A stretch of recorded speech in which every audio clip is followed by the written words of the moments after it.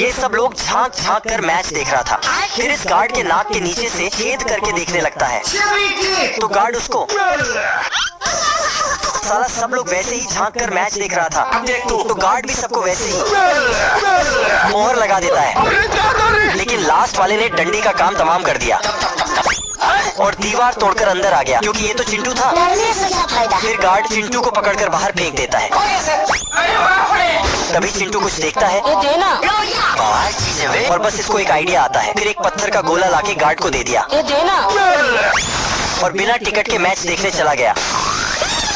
फिर दूसरे की सीट में जाके बैठने लगा, लेकिन वहाँ मजा नहीं आया तो आगे चला गया। पर यहाँ ये आदमी आके बैठ गया, जिससे चिंटू को कुछ दिखाई नहीं देने लगा। तो इसको टोपी खोलने बोला, लेकिन अंदर से बहुत सारे बाल निकलता है, तो चिंटू ने उस पर ट्रिमर चला दिया। फिर तो इसको मैच देखने का मस्त व्यू मिल जाता है।